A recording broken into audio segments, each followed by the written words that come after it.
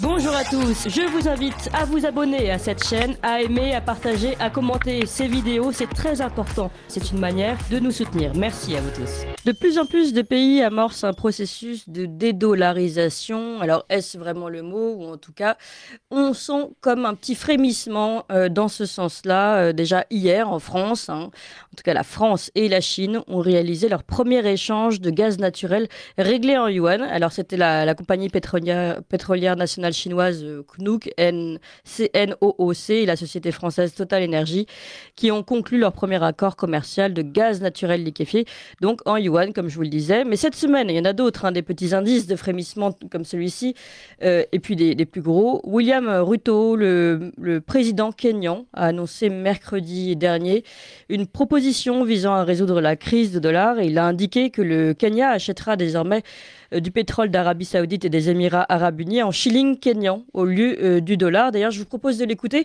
parce qu'il est intéressant dans son discours officiel. Je vous fais la traduction juste après. People who work numbers, I am giving you free advice that those of you who are holding dollars, you surely might go into losses. You better do what you must do because this market is going to be different in a couple of weeks.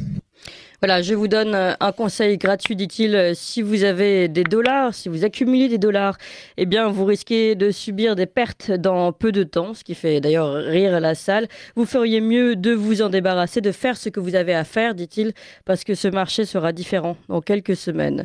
Voilà les annonces du président kényan cette semaine, justement. Et puis la semaine dernière, c'était la rencontre Xi Jinping-Vladimir Poutine qui s'est soldée par l'annonce de l'utilisation du yuan dans les règlements entre la Russie, les pays asiatiques, l'Afrique et l'Amérique latine.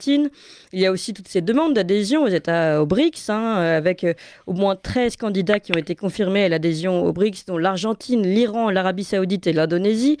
Et l'un des premiers levées d'action de ces BRICS serait quand même le développement de systèmes de paiement financiers mutuels et de même de leur propre monnaie de réserve. À ce sujet, d'ailleurs, le Brésil propose d'ores et déjà la création d'une monnaie commune sud-américaine, une monnaie appelée SUR, qui serait employée pour les échanges entre les pays de la région, à commencer par l'Argentine et le Brésil, avec une banque centrale sud-américaine qui doit être créée, qui s'appuierait sur ces réserves brésiliennes. Alors, allons-nous vraiment vers un processus de dédollarisation? Et si oui, quelles conséquences au niveau d'abord international et puis évidemment pour la France? Toutes ces questions que nous souhaitons poser à Guillaume Travers. Bonjour Guillaume Travers. Bonjour. Et merci beaucoup d'être avec nous.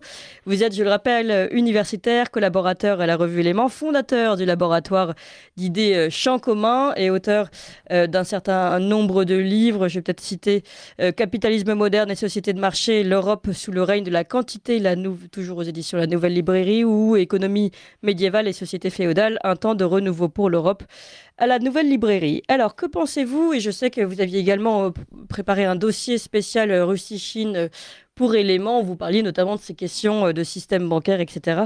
Que pensez-vous de ce nouveau phénomène? Alors, c'est un phénomène très intéressant, très important, je crois.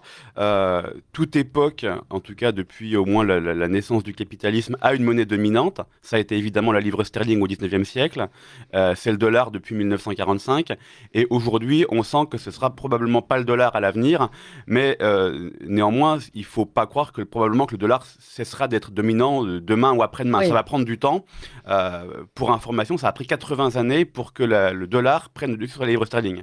Les États-Unis étaient devant l'Angleterre 80 ans avant que le dollar prenne réellement un rôle majeur dans les échanges internationaux. Donc là, on a encore 80 ans. Alors, peut-être pas, mais en tout cas, ça prendra du temps. Le dollar reste dominant avec 70% des réserves de change mondiales. L'euro est deuxième avec 20 et quelques pourcents. Et puis le yuan reste quelques petits pourcentages. Mais le grand changement, c'est que la Chine change de position. Jusqu'à tout récemment, jusqu'à il y a 2-3 ans, la Chine ne voulait pas que des étrangers puissent acheter des yuans. Elle avait des contrôles de capitaux très forts. Et si vous, en tant qu'épargnant, vous disiez à votre banque « je veux des yuans », vous ne pouviez pas les avoir. C'était extrêmement compliqué. Donc évidemment, ça limitait considérablement le rôle potentiel du yuan dans les paiements, parce que si vous en vouliez, vous ne pouviez pas en avoir. Alors que si vous voulez des dollars, évidemment, vous pouvez les avoir sans problème. Donc tout ça est en train de changer. Alors il y a de gros débats au sein de la Chine, ça ne plaît pas à tout le monde en Chine, mais il y a un vrai mouvement en Chine pour développer le rôle international du yuan, avec déjà des accords entre banques centrales. Aujourd'hui, il y a par exemple un accord entre la Banque centrale européenne et la Banque populaire de Chine, donc la Banque centrale chinoise, une banque européenne qui aurait des besoins de financement en yuan pourrait les obtenir auprès de la BCE, potentiellement. Donc ça, c'est très important, c'est très nouveau. On a, depuis quelques mois ou très peu d'années, des entreprises européennes ou américaines qui peuvent se financer directement en yuan sur les places financières asiatiques, ce qui, à nouveau, est complètement nouveau. Et on a effectivement de plus en plus d'accords commerciaux qui ne sont plus en dollars ou dans d'autres monnaies, mais qui sont effectivement en yuan. Et ça, il y a une vraie volonté qui est très nouvelle, c'est très récent. Donc on est encore très loin du yuan comme monnaie dominante parce qu'il reste des contrôles de capitaux extrêmement forts, parce qu'évidemment, beaucoup de personnes savent que si ça passe en yuan, eh bien, il y a probablement l'œil du gouvernement chinois derrière et beaucoup de transactions, même si le paiement en dollars, il y a l'œil du gouvernement américain. Voilà. Ça fait partie des questions, oui. Donc c'est évidemment plus compliqué, mais il y a un processus qui s'enclenche, qui va probablement durer des années et qui est à terme très très dangereux pour les États-Unis, parce qu'évidemment, ce qui est souvent mal compris, peu compris, c'est qu'il y a des avantages absolument considérables à être monnaie dominante, et que si c'est ce qu'on appelle parfois le privilège exorbitant du dollar, formule qu'on doit à Giscard d'Estaing quand il était ministre des Finances dans les années 60, eh bien, si le dollar perd son privilège exorbitant, ce serait un effondrement extrêmement, enfin, en tout cas, un effondrement très rapide des États-Unis qui pourraient, quasiment du jour au lendemain, plus financer leur dette publique, plus financer leurs opérations militaires à l'échelle du monde, etc. Donc il y a des avantages dont on peut reparler qui sont très importants. Oui, parce que la dette est financée notamment par le fait que nous puissions faire nos échanges en monnaie en dollars. Alors justement, à ce sujet, Monica Crowley, qui était l'ancienne secrétaire adjointe des affaires publiques du département américain du Trésor, qui a été interviewée par Fox News il y a quelques jours, a annoncé que cette forme de dédollarisation, si elle se concrétisait, aurait des conséquences absolument catastrophique. Voilà, si ce dollar américain perdait son statut de monnaie de réserve mondiale. Et elle a ajouté: si cela devait arriver, il y aurait une implosion complète du système économique mondial, mais certainement du système économique américain, et vous assisteriez à une inflation vertigineuse qui fait rage, une sorte de république de Weimar, une inflation. Et si vous pensez que l'inflation est mauvaise en ce moment, attendez ce qui va arriver. En gros, ce sera bien pire. Mais plus important encore, dit-elle, nous perdrions notre domination économique et nous perdrions notre statut de superpuissance. Je crois que tout ça est très vrai, et pour bien expliquer le mécanisme économique sous-jacent, c'est fondamentalement le suivant. Dans un monde où tout ou presque se paie en dollars, c'est-à-dire que on s'en rend pas tellement compte en Europe, parce qu'en Europe, on paie relativement pas mal de choses en euros, et surtout, nos États, nos entreprises s'endettent en euros. Quand le gouvernement français émet de la dette, il les met en euros. Mais ça, c'est une exception dans le monde.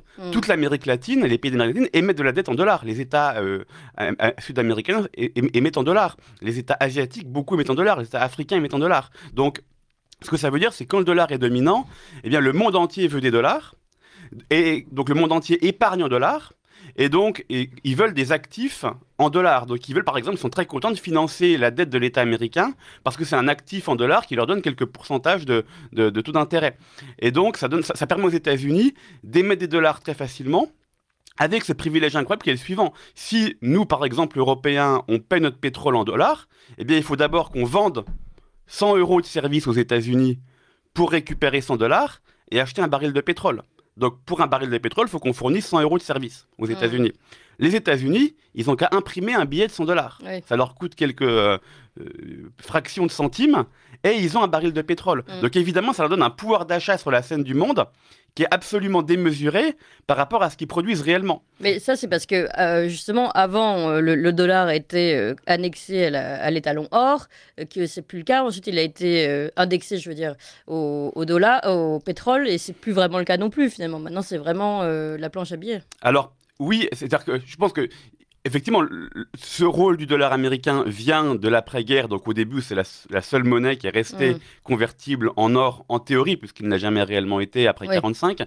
Enfin, seulement De Gaulle avait pu obtenir quelques remboursements, mais très peu.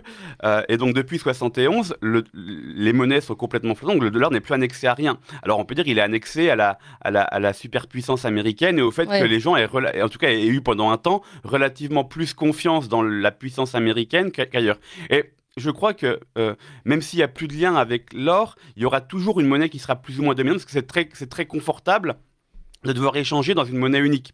De même que le troc limite considérablement l'étendue des échanges, et bien sur la scène du monde, s'il y avait 200 monnaies pour 200 pays, on serait un peu dans la situation de troc finalement, où il y aurait autant de monnaies que de parties à l'échange. Et donc, il y a une grande valeur économique pour encourager les échanges à avoir une monnaie unique.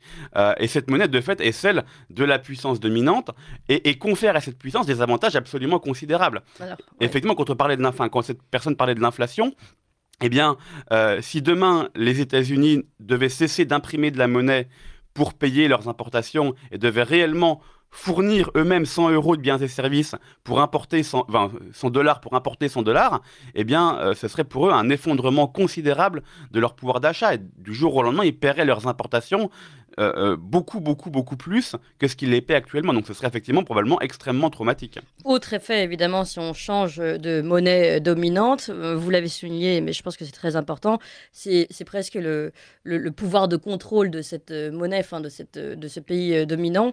On le savait très bien et on l'a vécu nous-mêmes avec l'affaire Alstom notamment, mais d'autres avec le dollar. C'est-à-dire que tout ce qui était contracté en dollars permettait à la justice américaine de mettre son nez dans les affaires qui étaient contractées.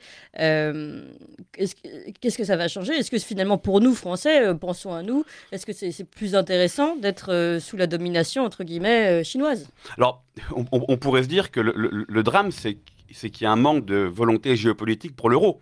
Puisque aujourd'hui, l'euro reste beaucoup plus important que le yuan. Dans les réserves de change du monde, l'euro est de très loin la deuxième monnaie dans le monde. Oui. Bien sûr, oui. Les réserves, c'est environ 70%, 60-70% en dollars, 20% en euros et 2 ou 3% en yuan.